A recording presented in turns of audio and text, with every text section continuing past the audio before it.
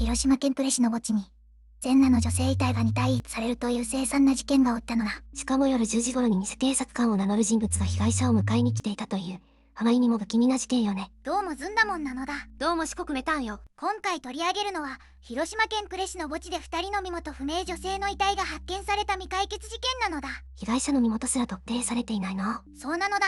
足裏に泥がついていなかったことなど、現場には数多くの不審な点が残されているのだ。身元も動機も何も分かっていないなんて胸が痛くなるわ。偽警察官という人物の正体、なぜ墓地に遺棄されたのか、そして誰が2人を殺したのか、謎は深まるばかりなのだ。時効も成立している可能性があるというのはまた何とも言えないわよね。後半では僕とメタンで偽警察官の正体や犯行の背景にある動機について深く考えていくのだ。未解決のまま事故を迎えた可能性があるこの事件に私たちなりの答えを出してみるわよ。事実だけでも十分に衝撃的な内容なのだ。ぜひ最後まで見てほしいわ。楽しんでほしいのだ。それじゃあ始めましょう。まずは事件の概要から説明していくのだ。一体何が起きたのかじっくり聞いてちょうだいね。夜10時、店の警察官を名乗る人物に連れ出された女性2人が翌朝には墓地で全裸遺体として発見されたのだ。店の警察官に連れ去られたの。それがそのまま遺体で見つかったなんて信じられないわ。しかも足裏に泥がついていなかったという不審な点があり、謎が深まる一方の事件なのだ。足裏に泥がないということは自分で墓地まで歩いたわけじゃないってことよね。この事件は未だ犯人が捕まっておらず、動機すら解明されていない完全未解決事件なのだ。犯人が誰なのかもなぜこんなことをしたのかも何も分かっていないの。許せないわよね。それでは順を追ってこの不可解な事件の全貌を解き明かしていくのだ。被害者のことから教えてくれるかしら。被害者は身元不明の女性2人で、年齢、職業ともに詳しい情報が公開されていないのだ。身元すら特定されていないの。それ自体がもうとても辛いことよね。捜査関係者によると、2人はいずれも20代から30代とみられる成人女性だったと伝えられているのだ。若い女性たちだったのね。それだけで胸が締め付けられるわ。事件当日、2人がどんな生活をしていたのか、どんな人柄だったのかを知る者も見つかっていないのだ。身元もわからない。話を受ける人もいない。それほど孤立した状況にいたということかしら。事件が起きたのは広島県呉市内で、発見現場は市内の墓地だったのだ。呉市といえば海軍の歴史で知られる港町よね。そんな場所で起きた事件なのね。墓地は呉市の住宅地に隣接した一角にあり、夜間は人通りがほぼなく、街灯もまばらな場所だったと伝えられているのだ。人目につかない場所ね。そこにわざわざ遺体を運んだということかしら。2人が最後に目撃されたのは事件当日の夜10時頃のことだったのだ。夜10時ね。それから一体何が起きたの？その時刻、警察官を名乗る人物が2人の元に現れ、迎えに来たと告げて連れ去ったと伝えられているのだ。迎えに来た。で、まるで本当に警察官みたいな血食いでつついたのね。その人物が本当に警察官であるような振る舞いをしていたため、2人は抵抗することなく同行したと考えられているのだ。偽の警察官を演じて信頼させたなんて計画的で卑劣な手口よね。当時の目撃情報によると、その人物は黒っぽい服装で落ち着いた話し方をしていたと語られているのだ。普通の人間に見えたから誰も止められなかったということね。2人がその人物の車に乗り込んだ後、夜の星内へと消えていったのだ。その瞬間は2人にとっての最後の選択だったのね。この後、事態は急転するのだ。車は人目のない夜の道を走り、やがて墓地の入り口付近に止まったのだ。暗闇の中、エンジン音が消え、周囲には虫の声と遠くの波音だけが響いていたのだ。犯人は2人を車外に連れ出し、墓石が立ち並ぶ敷地の奥へと誘導したのだ。2人の衣服は丁寧に取り除かれ、遺体は墓地の一角に横たえられた状態で発見されているのだ。注目すべきは、遺体の足裏に全く泥がついていなかったという点なのだ。これは2人が自分の足でその場所まで歩いていないことを強く示しており、犯人が遺体を抱えて運んだか、または別の方法で運搬した可能性があるのだ。遺体の状態は整然としており、まるで置かれたかのような様子だったと捜査関係者は語っているのだ。整然と置かれていたというのがかえって不気味だわ。遺体発見は翌朝のことで、早朝に墓参りに訪れた地元住民が異変に気づき、すぐに警察に通報したのだ。普通にお参りに来た人が遺体を見つけるなんて、その方もどれほど怖かったことか。通報を受けた後、警察署の捜査員が現場に到着した時、2人の遺体はすでに冷たくなっており、死後数時間が経過していたと推定されているのだ。夜のうちに命が奪われていたのね。現場検証の結果、死因や具体的な犯行手口については詳細が公表されていないが、明らかな外傷が認められたと伝えられているのだ。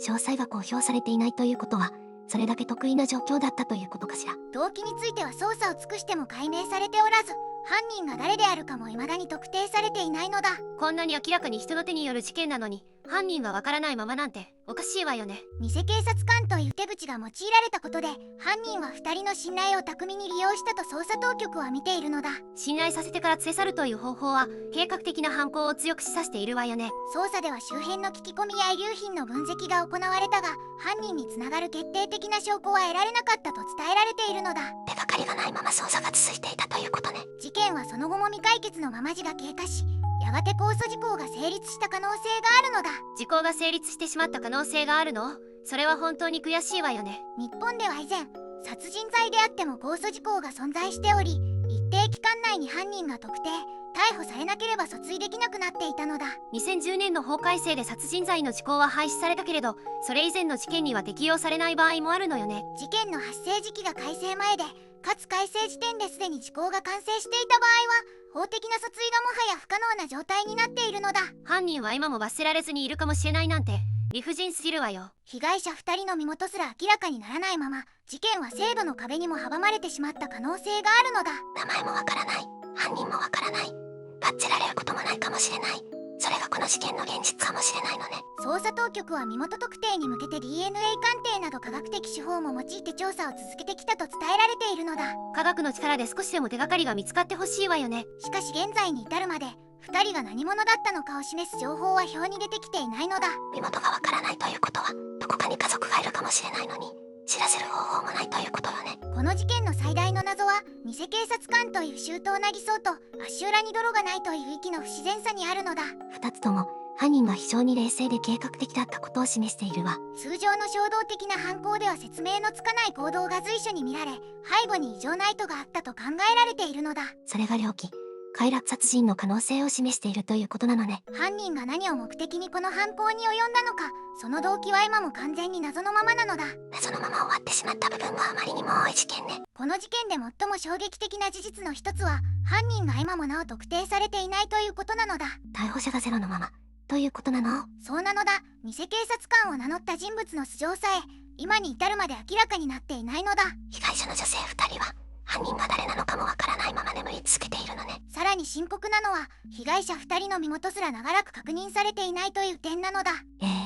被害者の名前もわからないということを。発見当初、2人が何者なのか、どこから来たのか、誰も答えられなかったそうなのだ。全裸で墓地に移され、名前さえわからない状態で発見されたなんて、あまりにも残酷だわ。広島県警は身元確認のために歯型や指紋の照合を進め、周辺地域への聞き込みを徹底したのだ。でも手がかりはほとんどなかったということかしら。夜10時という時間帯、人気のない墓地という場所、そして全裸という状態が捜査の難航を予感させたのだ。偽警察官に迎えに来たと告げられた瞬間は、2人の人生の最後の分岐点だったのよね。ここで犯人について現時点で分かっていることを整理したいのだ。分かっていることが限られているだけに、その断片はより重要になるわね。犯人は被害者を夜10時というピンポイントの時刻に迎えに来ており、事前に被害者の所在を把握していたと考えられているのだ。偶然の犯行じゃなく、ターゲットを定めていたということよね。警察官という権威ある存在を装ったことで、被害者は疑うことなく犯人に従ったと見られているのだ。人を信頼させる立場を悪用するなんて本当に許し難いわよ。犯人の年齢、性別、職業、前歴、いずれも現時点では不明とされているのだ。何もかもが謎のままというのが現実なのね。ただ、犯行の手口から犯人の人物像についていくつかのことが推測されているのだ。どんな特徴が浮かび上がっているの？まず、警察官という役を演じきれるだけの話術と落ち着いた外見を持っていたと考えられているのだ。深夜に見知らぬ女性を連れ出せるほどの説得力があったということよね。加えて、呉市内の墓地の地理に精通していたと見られており、土地勘のある人物である可能性が高いのだ。地元の人間、あるいは地元を熟知した人間ということかしら。遺体の遺棄方法が非常に整然としていた点から犯行に慣れている、あるいは事前に周到なシミュレーションをした人物という見方もあるのだ。初犯ではない可能性があるということ？それは本当に怖いわ。捜査関係者の間では、同種の犯行を繰り返している連続犯である可能性も当初から否定されなかったのだ。他にも被害者がいるかもしれないと思うと胸が締めていられるわ。犯行前に周囲の人間が何か不審なサインを察知していたかどうかも捜査の焦点となったのだ。でも犯人の素性がわからないから周囲の証言も集めようがないわよね。まさにそこが未解決事件の最大の壁なのだ。犯人が誰かがわからなければその行動も過去もたどれないのだ。事件が起きたのに追いかける対象さえいない状況が続いていたのね。この事件では動機についても現在に至るまで全く解明されていないのだ。殺害した理由さえ何も分かっていないの。裁判が行われていない以上、動機が法廷で問われる機会そのものがなかったのだ。被害者の遺族にとってなぜ殺されたのかという問いへの答えが永遠に得られないかもしれないのよね。そしてこの事件にはもう一つ重大な現実が立ちはだかっているのだ。時効の問題よね。そうなのだ。日本の刑事訴訟法ではかつて殺人罪の控訴時効は15年とされていたのだ。法改正があったことは知っているわ。2010年の刑事訴訟法改正によって死刑に相当する罪の時効は廃止され、時効なしで訴追できるようになったのだ。じゃあこの事件は時効の廃止後も捜査が続けられているということを。事件の発生時期が改正前だった場合でも改正時点でまだ時効が完成していなければ新法が適用されるという判断が示されているのだ。つまり事件の発生時期によっては今もまだ時効は成立していない可能性があるということよね。一方で事件の正確な発生年が公には確認されておらず、時効の成否は外部からは判断しにくい状況にあるのだ。はっきりした情報が少ないことがこの事件のあらゆる側面に影を落としているわ。こうした未解決事件において広島県警は過去に類似の取り組みを見せているのだ。他の未解決事件での動きが参考になるのね。広島県北広島町で起きた未解決の刺殺事件に対し、広島県警は25年後の犯人の顔を推定した新たな似顔絵を公開したと産経ニュースが伝えているのだ。時間が経っても諦めずに情報公開を続けているということよね。少しの可能性にかけてやる価値はあるという県警幹部のコメントがその姿勢を象徴しているのだ。呉市の事件でも同じような執念が捜査に注がれていることを信じたいわ。被害者2人が最後に過ごした夜、彼女たちは何を思いどこにいたのか、今も多くが謎に包まれているのだ。名前もわからないまま亡くなった2人の女性が誰かの大切な人だったことだけは確かよね。そうなのだ。家族のもとに帰れなかった2人のことを僕たちは忘れてはいけないと思うのだ。この事件が風化してしまわないように語り継いでいくことが今の自分たちにできることかもしれないわ。捜査当局に寄せられる一通の情報、一つの証言が長年の謎を解く鍵になることがあるのだ。もし当時のことを知っている人がいるなら勇気を持って声を上げてほしいわ。この事件について知っていることがある方は広島県警の相談窓口に情報を提供してほしいのだ。2人の女性が名もなく被害者のまま終わることのないよう願うばかりよ。未解決のまま字が流れても事件の真相は消えることなくどこかに残り続けているのだ。そうよね。真実はいつか必ず明らかになると信じたいわ。逃げた犯人に対して被害者たちの無念が伝わることを僕はただただ願うのだ。この事件を扱ってくれたことで少しでも多くの人に知ってもらえることを願っているわ。ここからは僕とメタンの見解を話したいのだ。事実だけじゃわからない部分について私たちなりに考えてみるわよ。まず最初に整理しておきたいのだが、この事件は動機が一切解明されていないのだ。そうよね。なぜ2人の女性が殺され墓地に遺棄されたのか、その理由が全くわからないままなのよね。だからこそ犯人がどういう人物でどういう背景を持っていたのかを考えることが真相に近づく唯一の手がかりになると思うのだ。私も同じ考えよ。犯人像を描くことから始めましょう。まず注目したいのは偽警察官を名乗って被害者を迎えに来たという点なのだ。警察官を演じてつつくなんて相当な計画性と演技力が必要じゃないかしら。そうなのだ。夜10時に堂々と現れ被害者を連れ出せたということは事前に言葉や服装を準備し相手の信頼を得る術を身につけていた人物だと思うのだ。衝動的な犯行じゃなくて冷静に計画を立てられる人物ってことよね。さらに足裏に泥がなかったという点も重要なのだ。被害者たちは自分の足で墓地まで歩いたわけではなく何らかの手段で運ばれた可能性が高いのだ。つまり犯人は移動手段も用意していたわけで準備が出頭するわ。これだけの計画性を持つ人物が突然この強行を思いついたとは考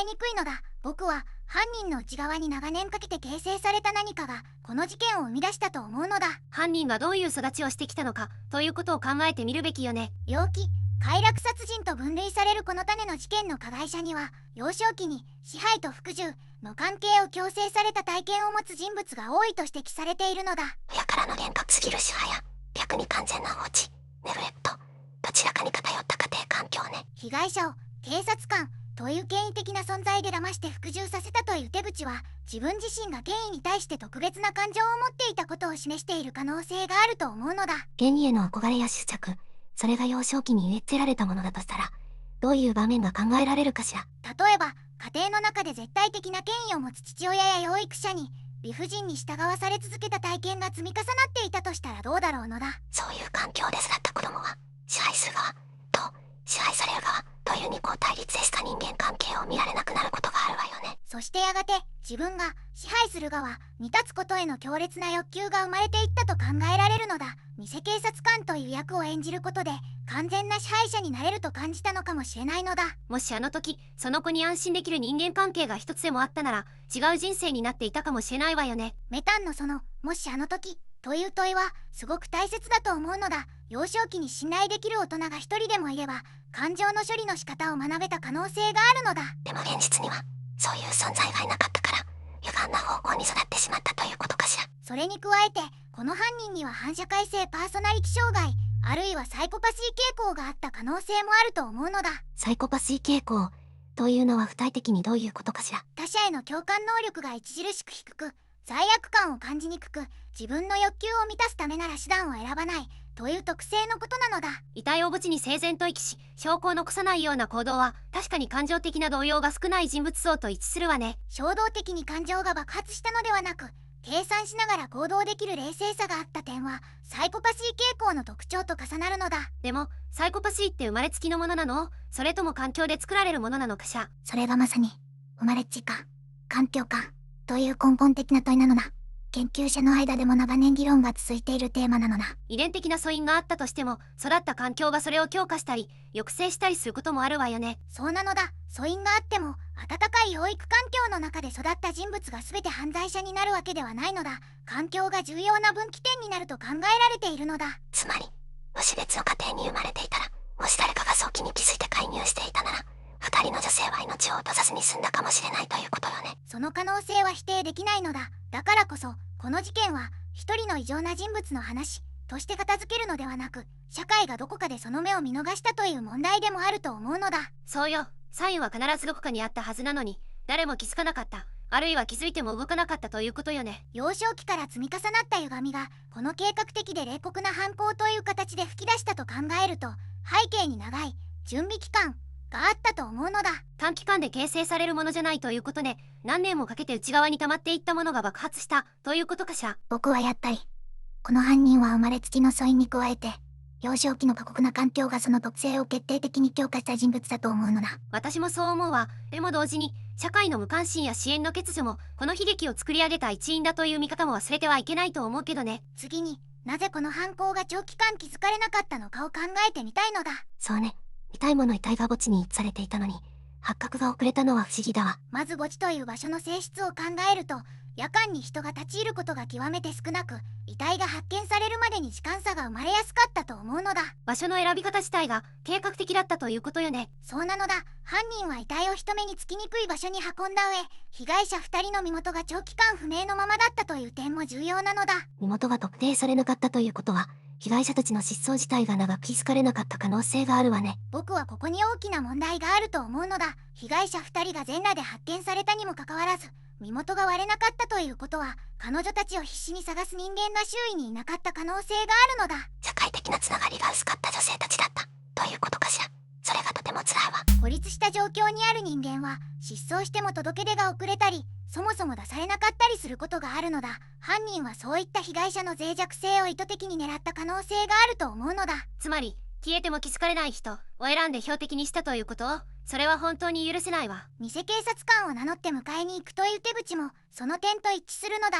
警察を語ることで被害者を信用させ自らついてこさせる方法は抵抗を封じるだけでなく第三者に不審に思われにくい構造を作るのだ。確かに警察官に連れられていく女性を見ても周囲は普通は不審に思わないわよね。夜10時頃という時間帯も巧妙なのだ。人通りが減り目撃者が少なくなる時間帯を選んでいる点からも犯人は事前に周到な計画を立てていたと思うのだ。計画性の高さが犯行の発覚を遅らせた大きな要因ね。そして足裏に泥がなかったという不審点は被害者が現場まで自分の足で歩いていないことを示しているのだ。つまり遺体はどこか別の場所から運ばれてきた可能性が高いのだ。別の犯行現場があるということよね。そうなると犯人には移動手段ともう一つの隠れた拠点があったということかしら。僕はそう考えるのだ。車で被害者を連行し密室の中で犯行を行い、その後で遺体を墓地に運んだという流れが最も自然な推論だと思うのだ。つまり犯行の全容は墓地の外に広がっていたということね。だからこそ時効が成立した可能性がある今もなお、真相が闇の中にあることが悔やまれるのだ。この事件には日本の時効制度の問題が如実に現れていると思うのだ。そうよね。発生時期によっては旧来の時効制度が適用されて、殺人罪でも15年で時効が成立してしまうのよね。現在では殺人罪の時効は廃止されているが、この事件はその改正の恩恵を受けられなかった可能性があるのだ。被害者2人は法的な救済の機会すら奪われてしまったかもしれないのだ。時代が少し違えば捜査を続けられたかもしれない。そう思うと本当に悔しいわ。次に社会構造の問題として、この事件で早期発見介入できた可能性がどこにあったかを考えてみたいのだ。どこに問題があったと思う？まず被害者たちの身元が長期間不明だったという点に戻ると、これは行政や地域社会による孤立した人々への把握が機能していなかったことを意味すると思うのだ。孤独死や失踪が長く気づかれない問題は今も日本社会で繰り返されているわよね。そうなのだ。もし被害者に家族や職場、あるいは定期的に接触する支援者がいれば、失踪した当夜か翌日には通報が入っていたはずなのだ。でも実際にはそういったつながりがなかった。あるいは非常に薄かった。だからこそ犯人に狙われてしまったのね。さらに偽警察官という手口が通用してしまったことも考えなければならないのだ。当時こうしたなりすましへの社会的な警戒心は今よりも低かったと思うのだ。今でこそ特殊詐欺として広く知られているけれど、当時はそういった啓発がほとんどなかった時代ね。警察を装った接触には即座に本物の警察署に確認するという行動が当たり前になっていれば、被害者たちが命を落とさずに済んだかもしれないのだ。知識と習慣があれば防げた命だったと思うと、社会全体の問題として受け止めなければいけないわ。また墓地という場所の管理体制についても考えてみたいのだ。夜間に遺体が遺棄されるまで誰にも気づかれなかったことは、公共空間の死角がそのまま犯罪の隠れ場所になったことを示しているのだ。防犯カメラや夜間の巡回があれば遺棄の瞬間は記録されていた可能性もあるわね。そうなのだ。公共の墓地や公園、夜間に人が来ない場所への防犯インフラの整備は、こうした生き型の犯罪を抑止する効果があると思うのだ。犯罪が起きてから対策するのではなく、起きる前に環境を整える発想が必要ということよね。そして僕が最も重要だと思うのは、この事件の被害者のように社会的に孤立した立場の人々を行政や地域社会が定期的に把握できる仕組みが存在しなかったことなのだ。住民登録があっても実際に生きているかどうかを確認する仕組みは当時ほとんどなかったわ。失踪した女性がいなくなったと気づく人間がいない状況は、犯人にとって完全な安全地帯を意味していたのだ。社会の網の目の粗さがこの犯罪を成立させた背景にあると思うのだ。孤立を放置し続ける社会が犯罪者に都合のいい環境を作り出しているということよね。それは今もまだ変わっていないと思うわ。僕はやっぱりこの事件の核心は犯人個人の残忍さだけでなく、被害者が消えても誰も気づかない状態に置かれていた社会構造の欠陥にあると思うのだ。私も同じ見方をするわ。でも同時に時効制度の壁によって真相究明の機会が閉ざされてしまった可能性があることも、この事件のもう一つの悲劇だと思うわ。というわけで今回は広島県呉市の墓地で2人の女性の遺体が発見された未解決事件を解説したのだ。どうだったメタン？偽警察官を名乗る人物に連れ去られ、身元さえ特定されないまま時効を迎えてしまった可能性がある。被害者のことを思うと胸が締め付けられるわ。仮説を考えれば考えるほど社会の構造的な欠陥がこの犯罪を許したのだという確信が深まるのよ。身元が今も明らかになっていない2人の女性は誰かの娘であり、誰かの大切な人だったはずなのだ。彼女たちの名前と人生がいつか明らかになってほしいと僕は思うのだ。どうか安らかに眠ってほしいわ。ここまで見てくれてありがとうなのだ。チャンネル登録と高評価をしてくれると嬉しいわ。概要欄に再生リストも貼ってあるからぜひ見てほしいのだ。コメント欄ではこの事件についてみんなの意見を聞かせてね。また明日なのだ。